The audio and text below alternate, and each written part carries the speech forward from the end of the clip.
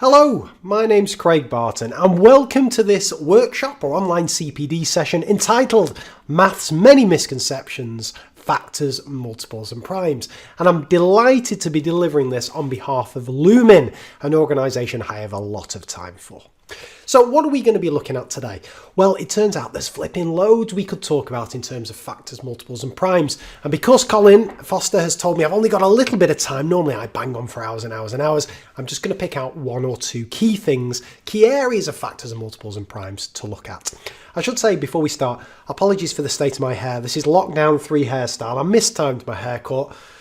Anything could happen in the next few weeks. Anyway, right, let's dive straight in then. So, before we start, I always like to start my workshops whenever I'm looking at diagnostic questions with the game that everybody's talking about, and that is guess the misconception. So I'm going to show you a diagnostic question, and there it is there, which is the smallest number in this list. And I'd like you to do a few things with this question. So what I'd like you to do is first decide what the correct answer is, then decide what you think the most popular wrong answer is to that question. And finally, how would a student's answer determine the support you would give them? So what I suggest you do, and I recommend you do this numerous times throughout this video, is anytime I ask you to think about something, just hit pause, you can have a think, and then when you're ready, hit play again and we're good to go. So have a think about this. Okay, have you got your answer? Right, just to build up the tension a little bit longer, I just want to tell you where the data comes from for this question. So every time we look at data today, and we're going to be seeing lots of questions and lots of data on them, they all come from students answering the question on our system. And by system, I mean either directly on diagnosticquestions.com or the parent site, which is ED, or the ED app. And basically, every time a student is presented with a question, they're prompted to vote whether they think the answer is A, B, C, or D, and then give an explanation as to the reason behind their answer. And it's those explanations that are going to prove some, well, for me anyway, absolutely fascinating insight into how students think. So let's have a look at the results of this particular question. So I asked you what's the right answer, what do you reckon the most popular wrong answer is, and then this last one, which I always find interesting from a planning perspective. So here are the results. Now, a couple of things surprised me about this. First off is this percent. Look at that. Only 46% of students get this question correct. And that's worryingly low for me. But we know decimals is a problematic area, a bit of a minefield of misconceptions. But the biggest surprise for me came with the choice of the most popular wrong answer. I'm a bit of a betting man, keep that quiet, but I would have put any money in the world on it being A. Because for me, that's kind of the classic misconception. Students assume that decimals are like integers and they count the number of digits and the one with the fewest digits is the smallest. But it turns out that that isn't the kind of key misconception here.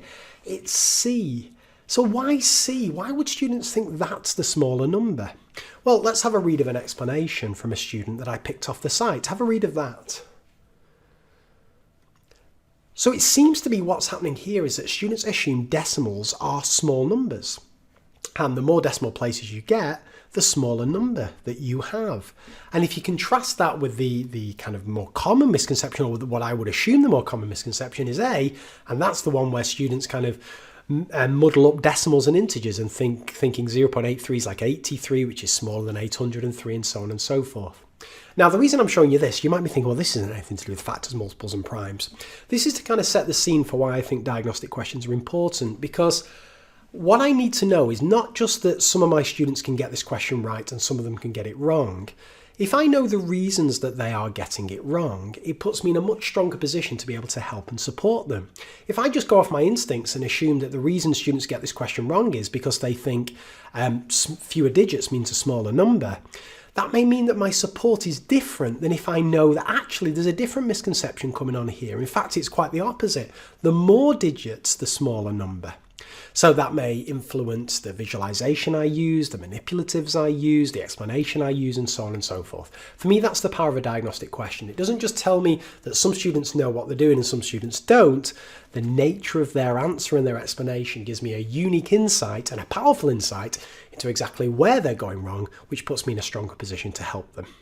I always like to do this for a bit of a laugh, just in case we've got some primary school teachers taking part in this. I like to look at how different age groups get on with these questions. So what I've done is I've filtered them by 10 and 11 year olds, 13 and 14 year olds, and 15 and 16 year olds. Just take a look at that. Yeah, for us secondary teachers, it doesn't make exactly the most pleasing reading you've ever seen. It turns out that students, they still struggle with decimals when they leave primary school, but they struggle more and more as they get older.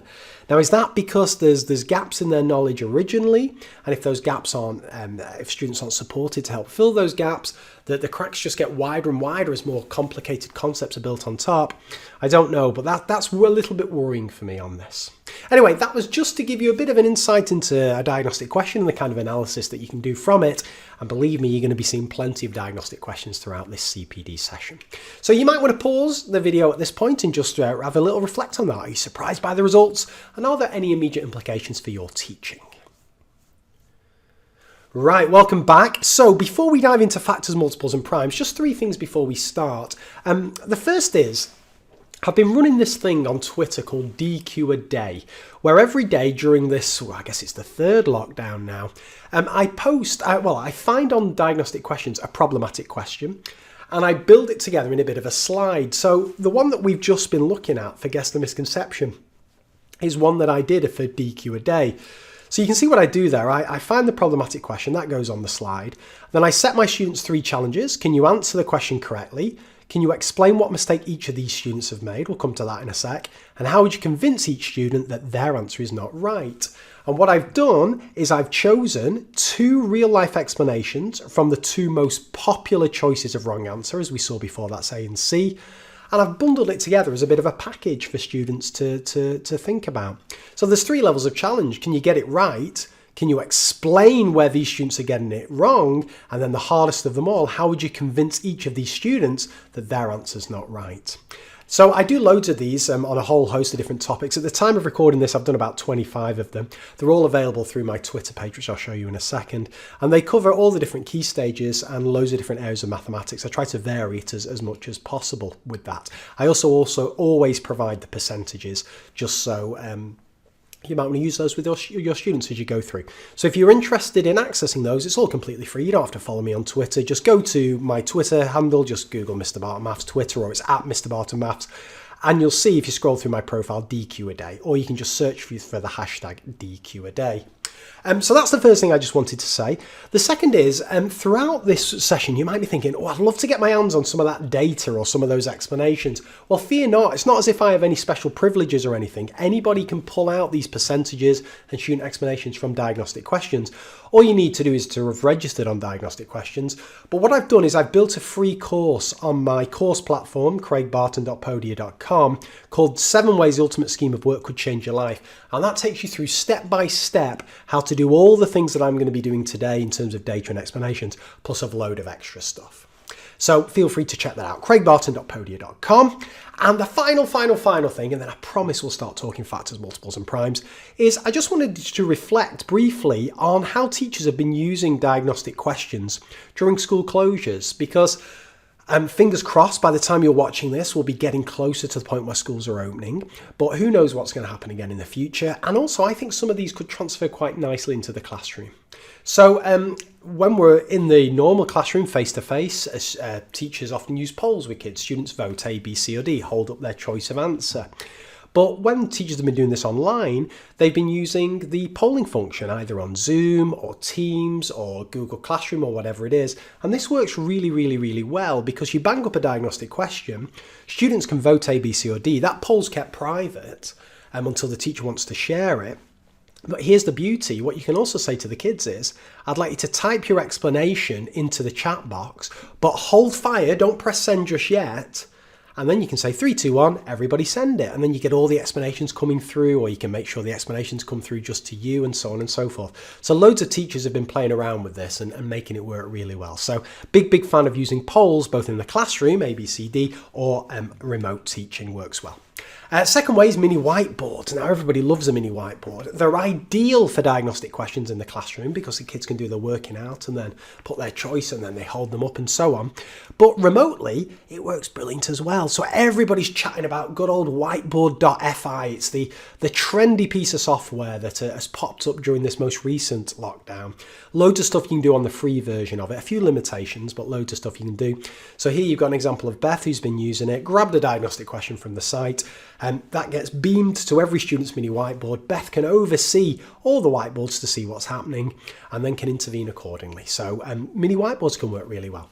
And then finally, and I love this as well, you can take and make use of the fact that students have almost by definition got more devices with them now than they would in a classroom if they're accessing your remote lessons, and you can set a quiz. So 3 ways of setting a quiz that I've seen. One is the obvious one, which is to use diagnostic questions. You can use any of the thousands of pre-made quizzes, or you can build quizzes yourself. The students answer them, as we've already seen. They get automatically marked.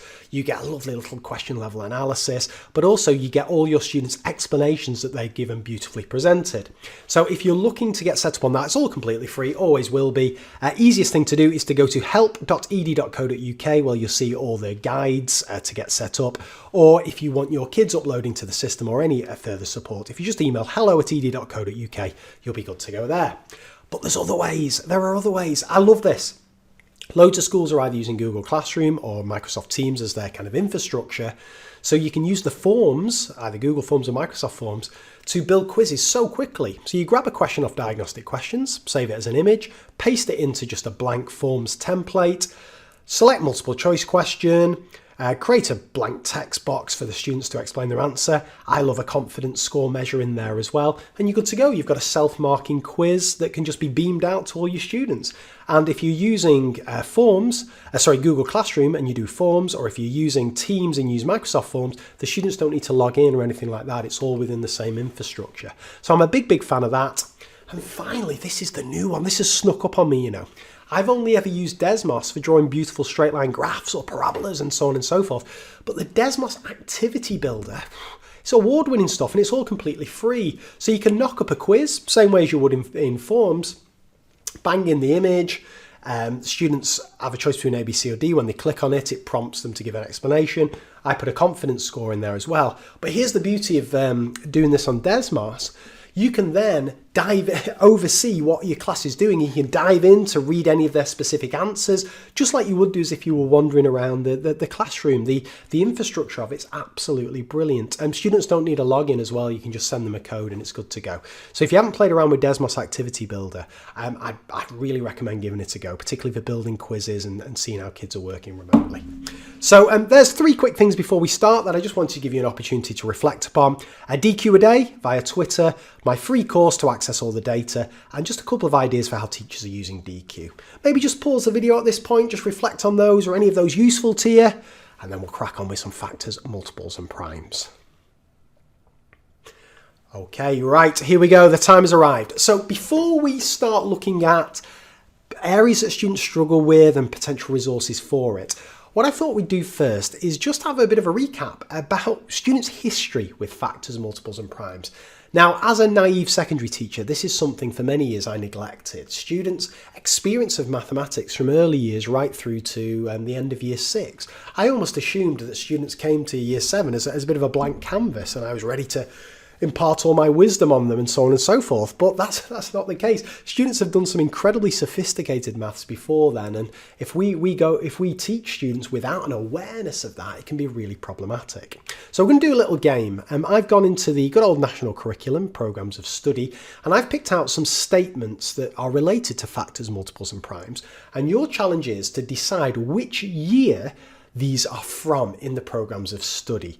If you're not from the UK and you want to play along here, I've put the age group as well. So if you just want to say what age you reckon students first encounter these, that could work as well. So there's all your statements. Pause the video at this point, have a think, see if you can figure out what year and age group they are, and then I'll reveal all. Okay, are you ready? So we'll do it from the top. So we're talking about identifying multiples and factors, including finding factor pairs. That's year 5, so the penultimate year of primary school. Notice factor pairs come into play in common factors. That language first starts to get introduced there. Right, prime numbers, factors, multiples, common factors, highest common factor, everything's floating around there, including product notation and unique factorization. That's key stage 3 that it all starts happening there. Maybe year 7, maybe year 8, depending on different schemes of work and so on and so forth. Students first encounter the notion of counting and multiples though. That's year 1. So times tables, that's your multiples. And it always amazes me, often students don't make that link between times tables and multiples sometimes, but that's been introduced to them age 5 and 6. What about prime numbers and prime factors? Well, when does that language first come into play? That's year 5 as well, that's 9 and 10. Multiples, right the way through to 100, that's year 3. So again, pretty early on, there's some fairly sophisticated multiples bombing around. Prime numbers up to 100, that's year 5 as well. Loads happening in year 5, right, with this. And then finally, pupils using factors and multiples to represent equivalent fractions. That's year 4, when we're actually got some applications of factors and multiples in there. So I don't know whether that's obvious or whether that's surprising or not, but if you imagine, if you're a secondary teacher, you get your students in year 7, they already know a hell of a lot about factors, multiples and primes. That doesn't mean they've mastered it, of course. That doesn't mean we don't need to assess their prior understanding, but it does mean we do need to be aware of the past experiences our students have had, because it's going to better inform our teaching. So again, just an opportunity just to pause there and reflect. Was there anything surprising there? And are there any immediate implications for your teaching and planning? I'll put that screen back on there just so you can see them and just reflect upon them. Right, okay, so I was really trying to think what to talk to you about in this relatively short session. You'll see that there's a hell of a lot of things to do with factors and multiples that we could look at. But I thought I'm just going to limit myself to 2 things. And in particular, I'm going to be looking at not just identifying factors, multiples and primes, highest common factor and so on, but actually working with them, doing something with them. So let's just start with factors. Turns out students are really good with the basics of factors. So if you take a question like this, which of these numbers is a factor of 21? Students do really well on it. 82% of students can identify 7. They avoid the quite strong distractor there of 42, so they don't muddle up factors and multiples.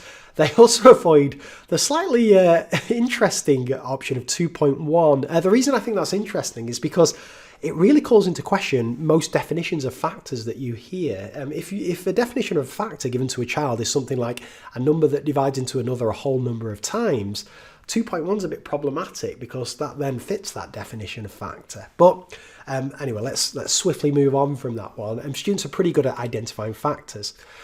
They're also pretty good at this. Just have a read of this question. Now, the reason I'm showing you this one is these are your kind of boundary examples, 1 being a factor of all numbers and a number itself being a factor. But students seem to be pretty fine with this, 83% of students. I should say, by the way, all the questions I'm sharing with you today have been answered at least 5,000 times. So I'm trying to get as a wider sample as possible with these so we avoid any outliers. So students are pretty good with that. They're also pretty good if you flip it around the other way, which of these is not a factor. So if you give them that and just for an extra twist, you've got the words instead of the figures. And yeah, pretty good at that. Again, avoiding this mixing up factors and multiples. Students seem particularly strong on that. So basic factor work, we don't need to worry about too much. The problem comes when we're actually doing things with factors. So students are pretty good with this one. So when they're given factor pairs of a number and asked to find the missing pair, so a bit of kind of problem solving in there, a bit more sophisticated thinking than just, is this a factor of this number? Students are pretty good at this. So when presented with this question, 69%, not bad, 7 out of 10 roughly are getting this right or identifying that missing factor pair. Slightly more sophisticated thinking and so on. But now we come to the problem. Where do students go wrong with this? And it seems to be in the using information about factors to do something else with it. So let me show you what I mean. I'm going to show you some problematic questions for students. We're going to try and analyse why they're problematic. Then I'll suggest to you some of my favourite resources and pedagogical approaches for dealing with it, if that sounds all right. So where do students go wrong? Have a look at this question here.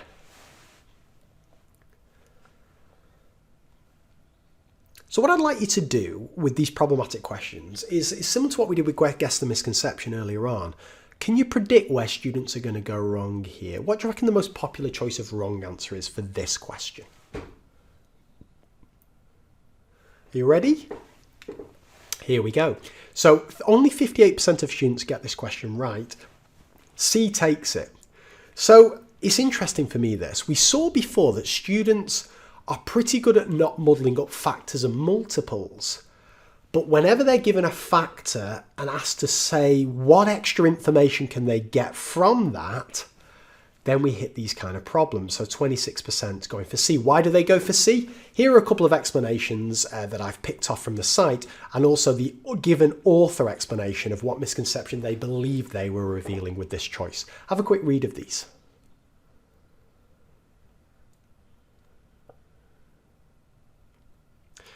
So you can see that we have this confusion between whether we need to go bigger or whether we need to go smaller. Is this a lack of familiarity with doing these kind of questions, or is it a lack of understanding of what information, what it means for a number to be a factor of another number? It's going to build on when we look at prime factors a little bit later on in this session as well. This seems to be a problem. Students taking almost like a discrete skill. This 9 is a factor of this number, and then that's all they know about it.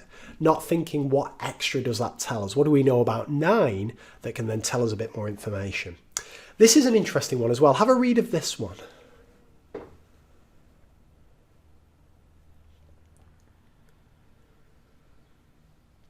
So what we've got here is a kind of an application, I guess, of factors, right?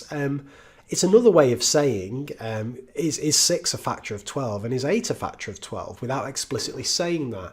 Now, we've seen that students are really good when it's put in those explicit terms. When it's put in these terms, not quite so good. So only 44% of students can identify that Tom's correct here. And look at the spread of wrong answers.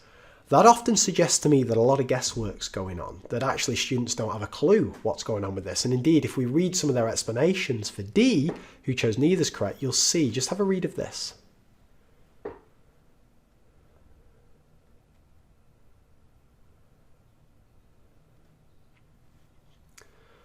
Students, I mean, there's in the wrong answers, and I looked through lots of explanations, there was very few mention of factors, very few mention of 6 going into 12 or anything like that. It was all focusing on the surface structure, which was about the properties of shapes. There was lots of talks of drawing lines and 6-sided and even angles and things like that. Students were unable to sift through the surface to get to the deep structure that this question is actually about.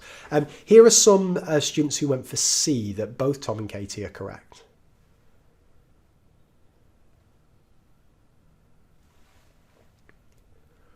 So here we've kind of got a different misconception, that students are not spotting the regular nature of the regular requirement that's in the question here.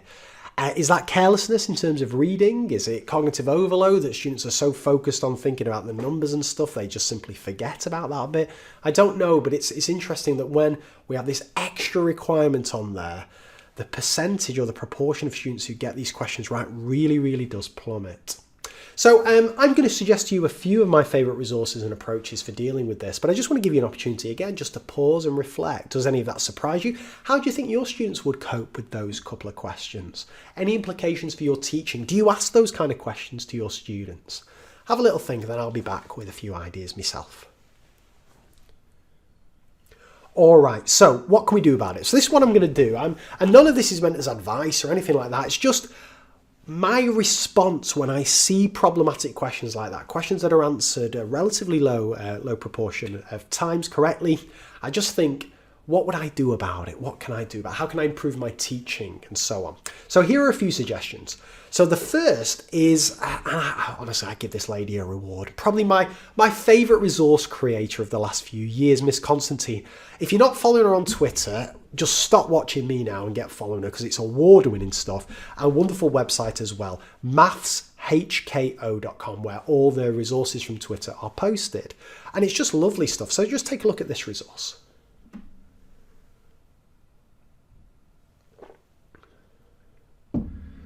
So what we've got here is it's your kind of always, sometimes never, or true, sometimes true, never true. But it's not just, right, what are the factors of 64? It's, if we're told 64 is a factor, what else can we infer from that? So it's really making it explicit, all the different things that students need to be able to pull out of that piece of information.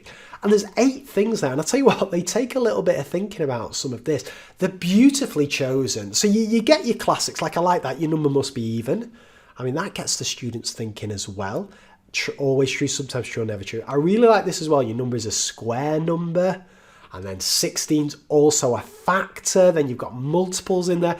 Like, if students can get their head around this, I think you're laughing. And my way of always dealing with these kind of activities is I always like to give the students time to think on their own. I think that's really important. In the past, a mistake I've made is using these activities and straight away students are working in pairs to discuss. I think the problem with that is that students don't get a chance to think on their own, and often one member of the group tends to dominate and steer the thinking and so on. If students have had 5 minutes just to consider each of these statements and then come together to share their thoughts with their partner, I think the discussions are a lot richer and both students get a lot more out of it and so on. So I just thought that was an absolutely wonderful one, that as well. So you can find that just like you can find all these resources. I don't know if I'm going to be able to put links in the description on the LUMEN page, but hopefully you'll be able to find each of these if you just kind of rewind the video and have a look at this, and you'll be able to see the web address for that. So I love that one. Now, I couldn't be talking about my favourite resources without going to Big Don Stewart, the late great Don Stewart, along with Malcolm Swan, in my opinion, as the greatest maths task designer of all time. And it's no surprise that Don has some amazing stuff for helping students think deeper about factors. So I love these factograms. I'd never seen these before in my life up until about, well, it took about 7 years ago now, 8 years ago. And I always use these with factors now because for me, they do a couple of things. They get students thinking about the difference between factors and multiples, but also crucially, the connection between factors. That's really important. So you can see here on Don's kind of initial setup how it all works. The directional arrows are really important. So 5 pointing to 15 means 5's a factor of 15. 15 pointing to 45, 15's a factor of 45, but 5's also a factor of 45, and so on. So then the challenge is first, and I love the way Don does this, like builds it up. So first, can you add the correct arrows into each of those? So students are having to think about related factors as they go through this, good practice at times tables and so on and so forth. But you know with Don that it's going to be setting up to something bigger and better. So then we do it the other way around. How about we give you the completed diagram? Can you fill in the numbers? And then if that wasn't enough, what's the smallest the centre number could be with that? So you're getting that fluency practice, but then you're also getting, it's like one of Dr. Colin Foster's mathematical etudes, or what I would call purposeful practice. You're getting all that fluency in there, but with that greater depth of thinking, that potential's in there within the task to draw it out. And I'll tell you what, Don hasn't finished there with this one, you know. Look at that. Look at that. Brilliant stuff. Brilliant stuff. So I'll leave you to play around that whilst I give you a couple more resources. So Jamie Frost, the award-winning Jamie Frost, COVID hero Jamie Frost. I mean, Dr. Frost these days is probably most known for, and rightly so, for the videos, the homework platform and so on and so forth. But I first knew Jamie's work from his wonderful PowerPoints he put together on his resource, what is now his resource website at Dr. Frost Maths. And Jamie's PowerPoints are amazing because they're flipping hard. He doesn't mess around in terms of the questions. So I really like this. He did it as kind of intended as a card sort, but I think this works quite well, just kind of printed out like this, drawing the arrows up. Just have a read of this one.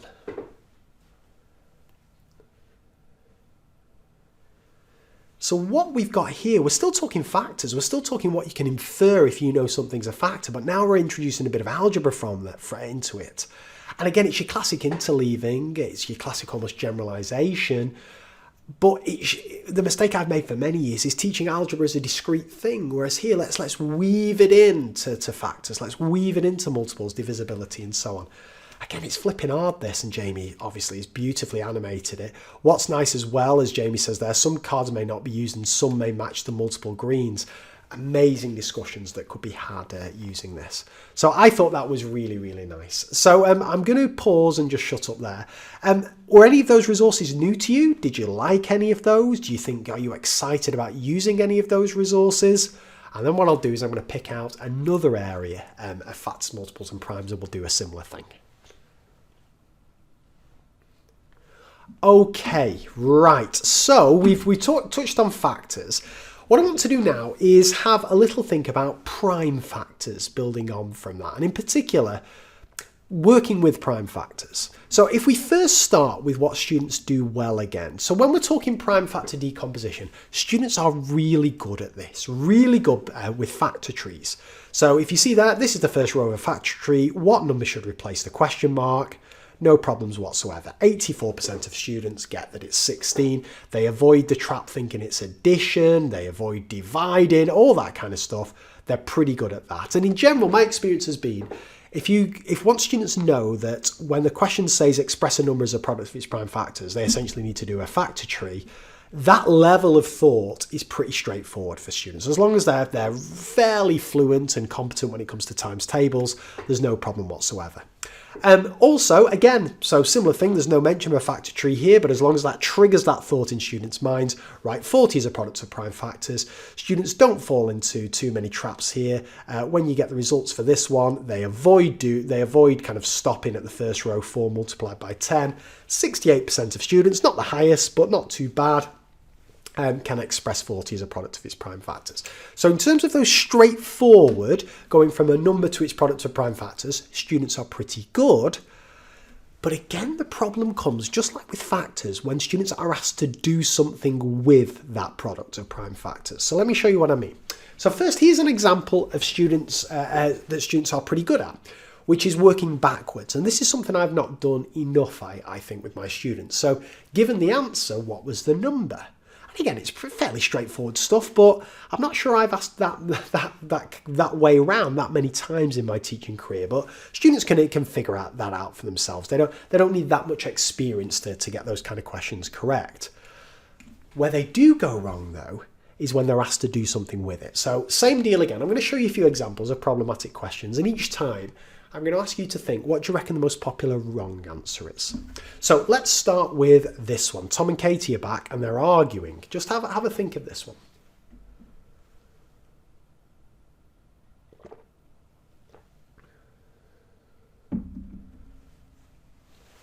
So now it's not just here's the product of prime factors, work out the number. It's can you use the product of prime factors to infer something about factors? And it turns out that students can't really, or the majority can't. Only 44% of students get this question correct. For me, what's really interesting is when we start reading the explanations. So if we look at D first, which is neither is correct, just have a read through and see if you spot a bit of a commonality here.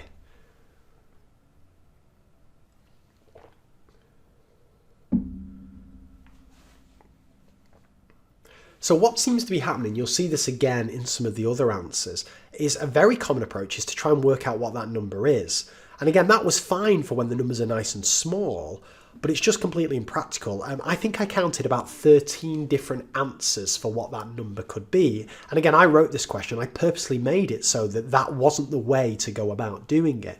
So most students who got this question wrong would try to work out what that number is, even though it's no non-calculator, and then tried to figure out whether 10 and 75 were factors of it. So a really cognitively demanding approach to trying to solve this, and inevitably or invariably, it seemed to go wrong when students did this.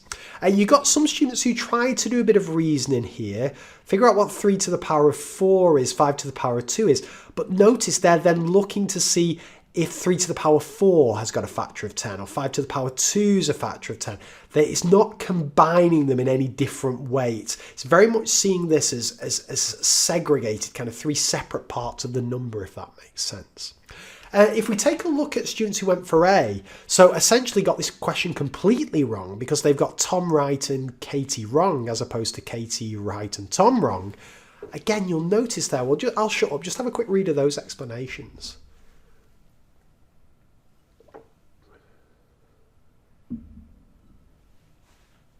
So again, notice both of those, and I always try and pick out representative explanations. They've both gone for this same approach. Let's try and work out what this number is. But again, look at that. We got there's 2 different ones, and we saw before, and a third different one with 9,925. Students not being able to reason with this in any way. And then my favourite explanation, I mean, come on, of course we care, it's flipping prime numbers. Dear me. Anyway, so a problematic question there. Here's another example of a problematic one. Now, this one I think should be easier, but just see if you can predict what's going to happen here.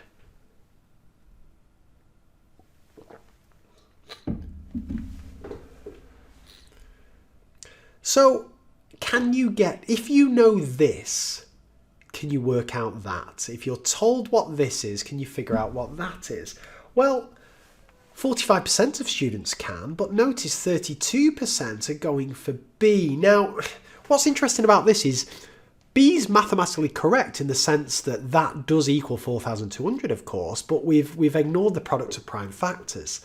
Now, again, one interpretation from cognitive load theory might be that so much attention, so much kind of processing power is focused on trying to think what the relationship between those two numbers is, then trying to think what we'd need to do to the product to figure it out. They've simply nothing left to attend to the fact or remember the fact that the question asks for prime factors.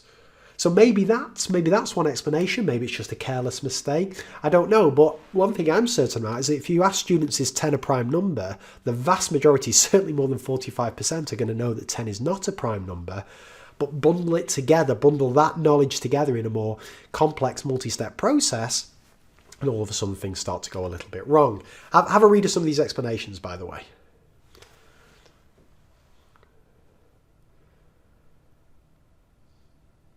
So you can see students are happy with this 10, but there's no mention of prime numbers. It's almost as if that just doesn't exist in terms of the question, which always fascinates me. And finally, last one, have a look at this.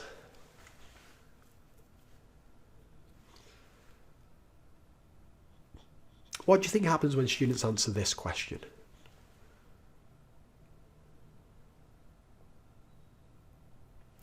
So again, we're given some information. Now we're told, just ask what 3 lots of it is. What happens here? Well, only 30% of students can get this right. Notice how these numbers, like when we were looking at right numbers as products of prime factors, we're in the 80s, the 70s, now we're in the 30s and 40s, just with slight tweaks to the question. And again, is it a lack of experience? Have students never been asked to do this before? Or is there some fundamental misunderstanding about what product of prime factors is, what factors are, how these things relate? Let's have a look at some of these explanations. Have a read of some of those who went for C.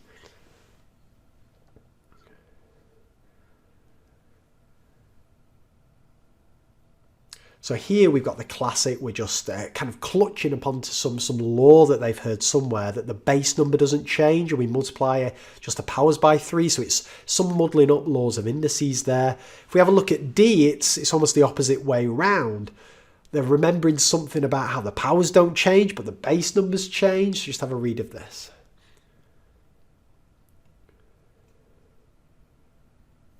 And then my favourite explanation for D. It's not a joke. It's not a joke. This is good maths. This is good maths, this. So again, just before I share with you some ideas and resources, just an opportunity for you to reflect. How do you think your students would cope with those problematic questions? Any surprises there? Whilst you do this, I'm just going to mute. I'm just going to blow my nose. Look away would be my advice.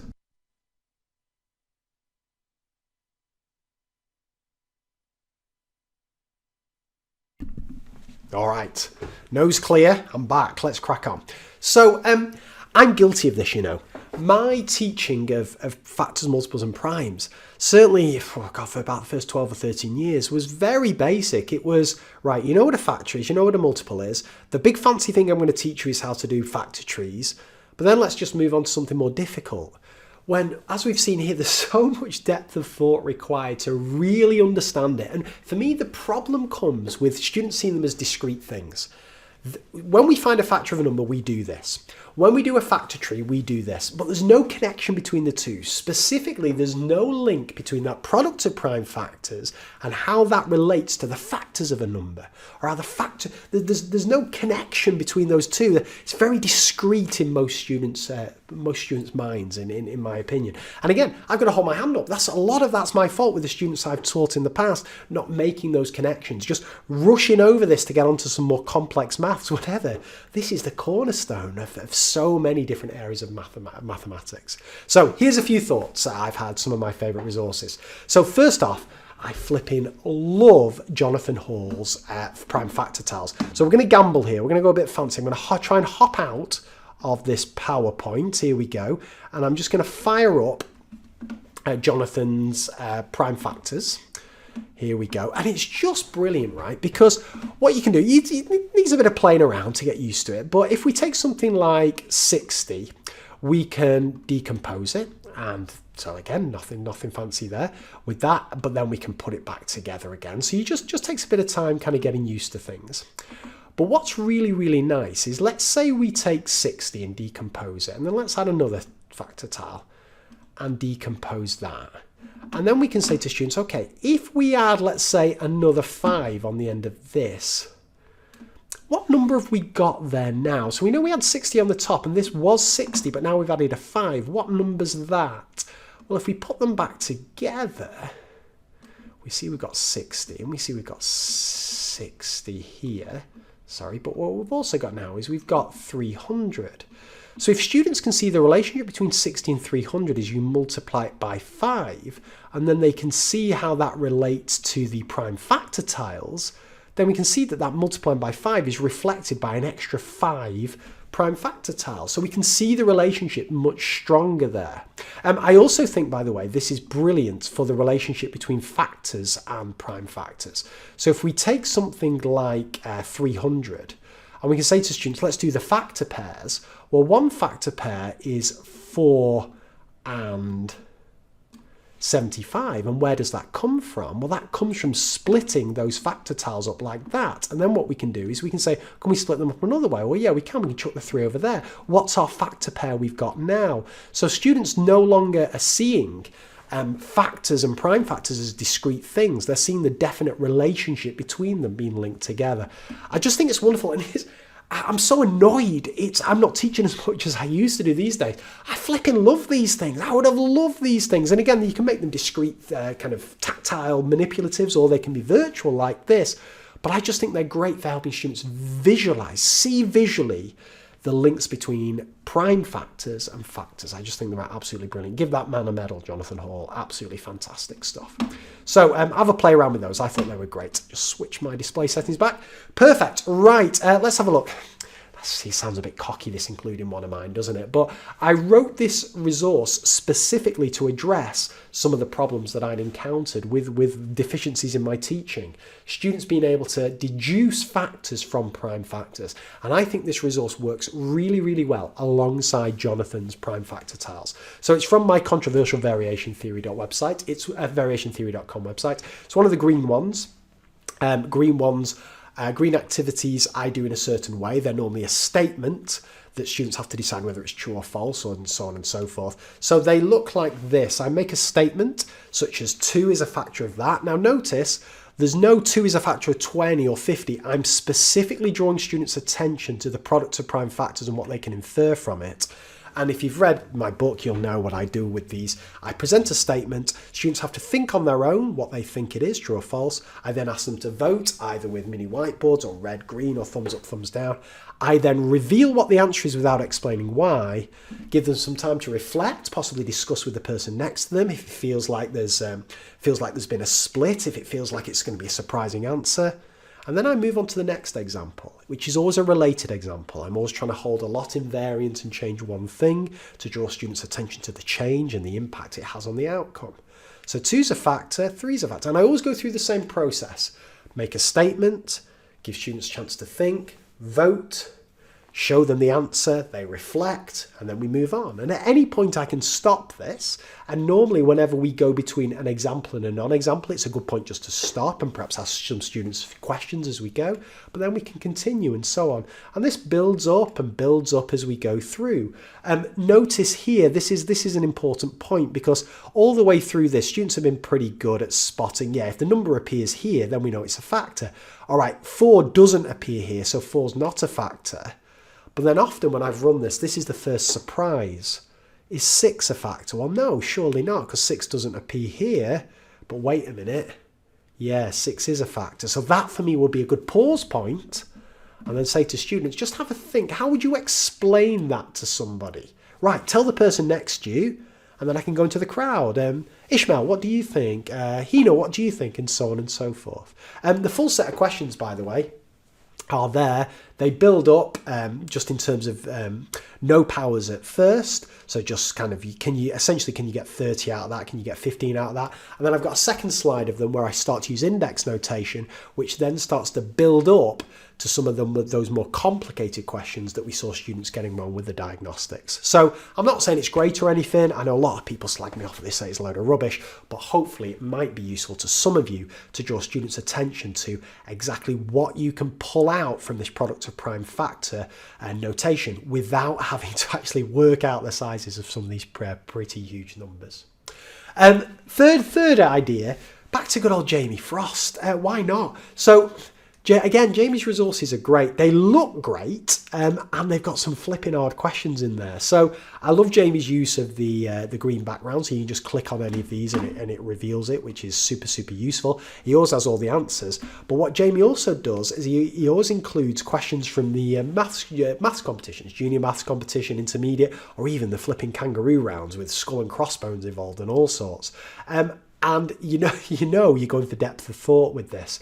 So I often turn to a Jamie Frost PowerPoint to see whether I'm stretching the material as much as it can be, whether I'm going as deep as I can be. And often the answer is no, I'm not. And I grab some of Jamie's questions to help me do so. So just take a moment to have a look at this. I thought this was a wonderful set of questions. I mean, look at that.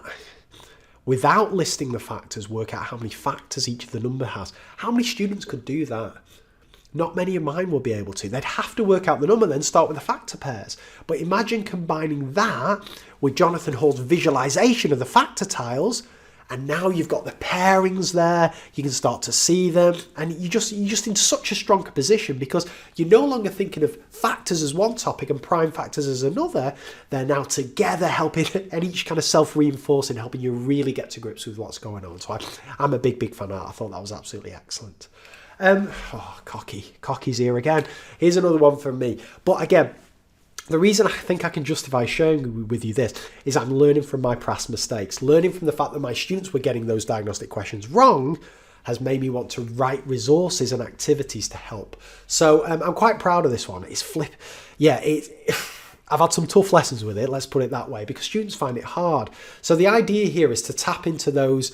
If you know what one number is, let's say A is this, what's 3A, what's 4A, what's 5A? So if you haven't seen this one before, just take a moment to have a look at this.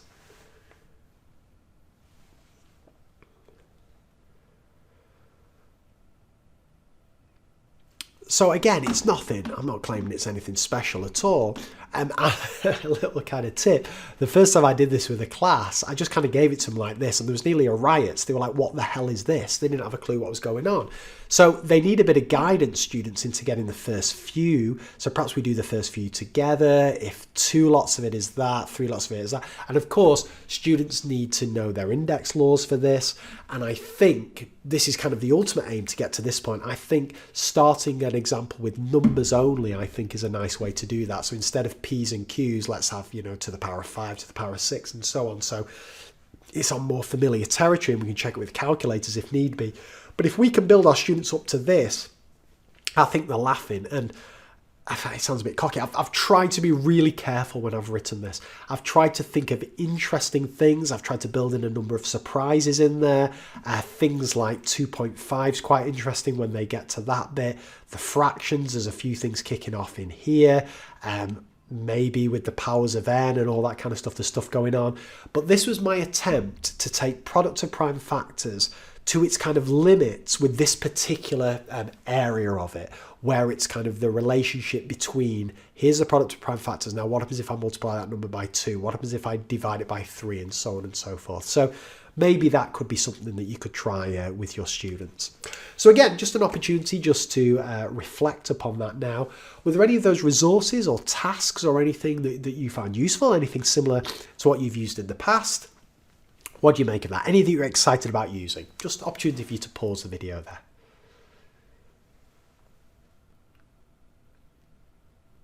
Okay, well, I'll tell you what, there is genuinely, I could speak to you all day about this kind of stuff. There's loads of things, and we haven't even touched upon highest common factor and lowest common multiple. No surprise there that it's all kicking off with that kind of stuff. But hopefully that is just something useful just to get you thinking about this topic that I've just been guilty of kind of just brushing over in the past. I just wanted to leave you with a couple of things, just one kind of general thing that I've changed about my planning, and then I'll just take you on a very quick tour of a couple of the websites that I mentioned there. So when I look back, this is bad by the way, how I used to plan lessons, it was very much like this. I'd just think, right, I'm teaching facts and multiples, I need a card sort. Or I'd go on TES and just bang it in.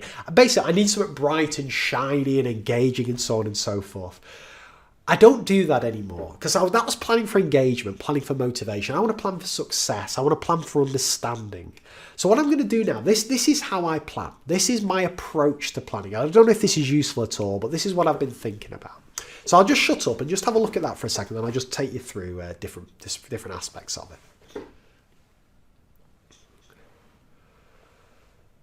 So the first thing I do is I need to know what they've met before. That's why I always look at the national curriculum documents. I'm very interested in their journey through primary school. What have students met before? I look, if this is year 9, let's look at the year 7 and year 8 scheme of work. Doesn't mean they've mastered it, but it means they've experienced it, which is very, very important. Then, what do they already know? So what is secure? Now, I don't like to make assumptions for this, but what I can do is I can ask a diagnostic question very quickly, and if the vast majority of my students get it right, I can think I have enough evidence in the moment to move on. If they get it wrong, it flags as a flag, and I need to respond and I need to react to it. So I like to use kind of my information of what they've met before to inform me what they already know, but I don't like to make too many assumptions. I'm interested in this. What are they likely to get good at? So that's why I showed you questions that students do well on, because they are topics the vast majority of students get secure on. So perhaps they're things that I don't need to spend as much time on as perhaps I used to do. They still need time because it's probably the time that's helped students get good at them.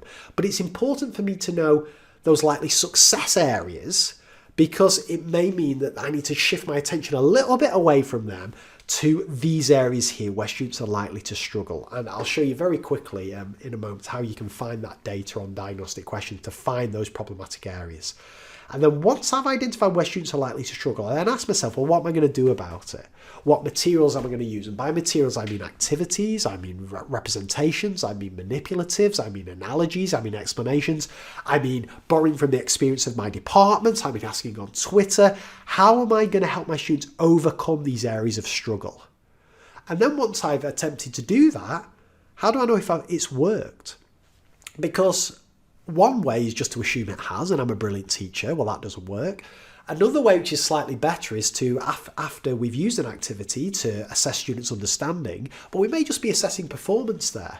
Students have got it, they're so fresh in students' heads, of course I know how to do it. What's a real test is 3 weeks later, 6 weeks later, 6 months later. Let's ask students again these problematic questions, and if they can get them right then, that's probably a bit more evidence that understanding is a bit deeper. They do really start to grasp this concept.